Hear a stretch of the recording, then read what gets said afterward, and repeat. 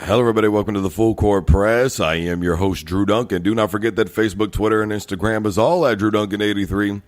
Additionally, you can always find me on YouTube. Simply look for Drew Duncan. And, of course, the Full Court Press is on Facebook and Instagram as well.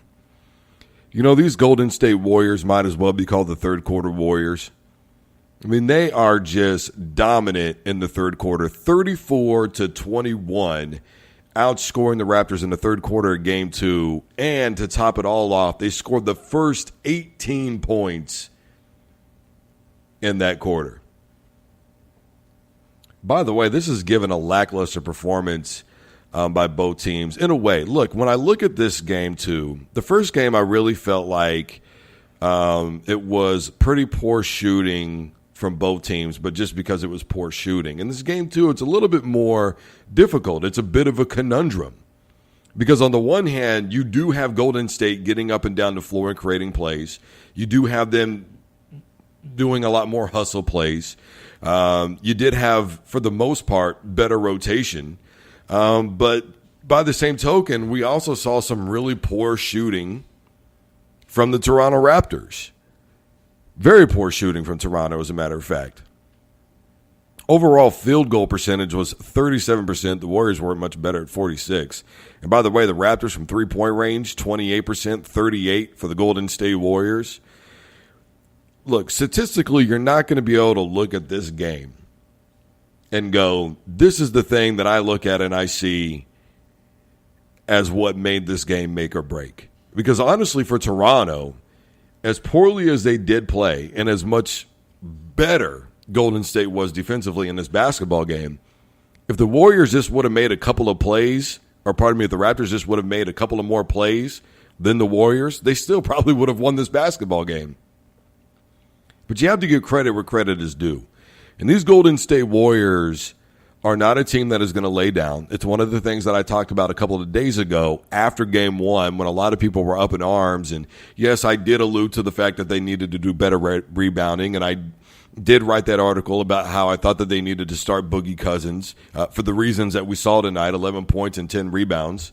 So he had a double-double for the night. And I love the combination of him, Draymond Green. I didn't see enough Sean Livingston, but I do love the combination of him and Draymond Green on the floor together because it does kind of create that old-school aspect of basketball.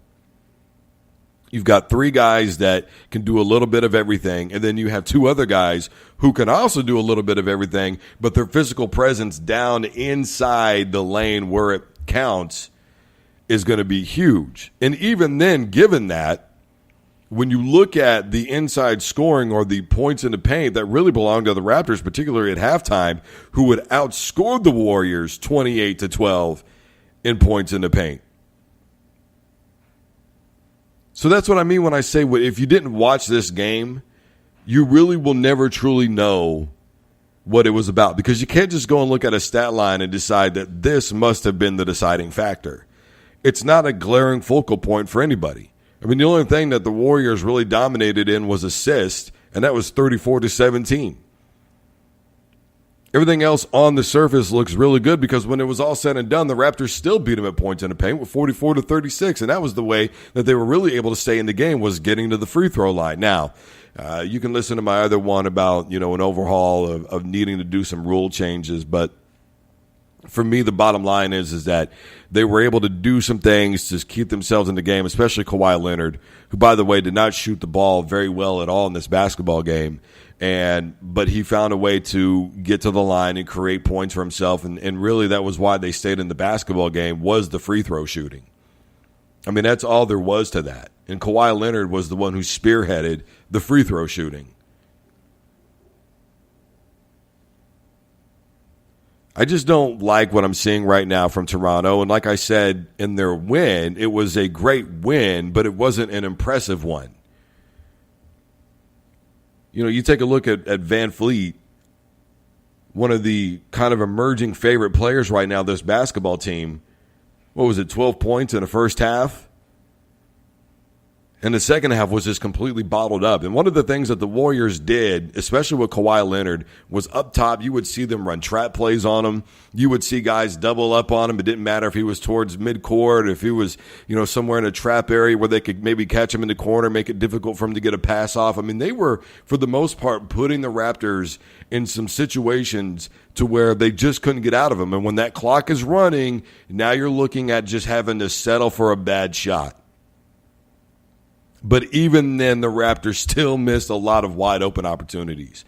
One of the things that I talked about in the article that I wrote leading into this game was I need my star player, if I'm Toronto, in Kawhi Leonard, to step up and have a complete game, something I talked about way back on Thursday. And then, of course, he needs to have an effective night shooting the ball. When you're 8 out of 20, it's just not to get the job done, especially 2 out of 9 from three-point range. And again, probably 3 more of those shots were wide open. So technically, Kawhi should have been in that 5 to 9 range.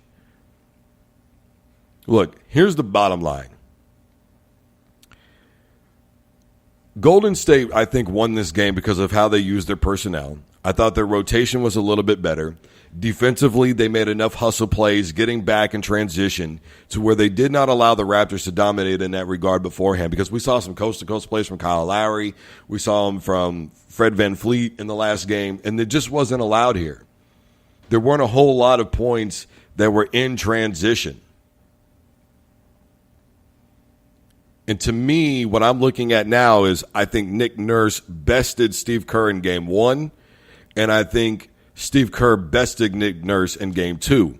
And as this series continues, I don't think game to game you're going to be able to look at what you did the last game and go, you know what, we're going to pretty much stick with this game plan. I don't think that's going to be the case. I think now that the Raptors have seen this, the Warriors are going to have to try and figure out a way to stay a step ahead, and vice versa. I said from the outset that I really thought that this is going to be one of the few series, because I do believe that the NBA is a players' league, where we're going to look back on this and go, this was a coached series. And I want to see that from both Nick Nurse and Steve Kerr. And I love the cat and mouse game. It's made for very entertaining basketball, despite having a really weird ending to this game. Kawhi Leonard goes in, gets fouled. Steph throws the ball up, gets a technical. Kawhi gets to hit 3 free throws in a row. Then they get back in the game. Then they're down, and then it was the decision whether or not they should foul or not. I like the idea of not fouling. I'm not putting Steph Curry on the line. They almost got a turnover, but then again, Golden State, the hustle play. And then for whatever reason, people were just standing at the bottom there under the goal waiting for Iguodala to put it up. Maybe they didn't know he had it. I mean, I couldn't quite tell what the hell was going on. And then eventually, as you saw, Iguodala hit the dagger, which effectively put the game out of reach for the Toronto Raptors. So I'm very interested to see what's going to happen in Game 3. I'm loving this cat and mouse game and how I'm using my rotation and my bench players. I still want to see more Sean Livingston. I think he provides decent amount of points, but more importantly, defensive play and rebounding off the bench. Guys, I am Drew Duncan, host of the Full Court Press. Facebook, Twitter, and Instagram is all at Drew Duncan83. Don't forget to use the hashtag Don't You Dare Touch That Dial when you share this post. And of course, you can find me on YouTube. Simply look for Drew Duncan. And as always, don't you dare touch that dial.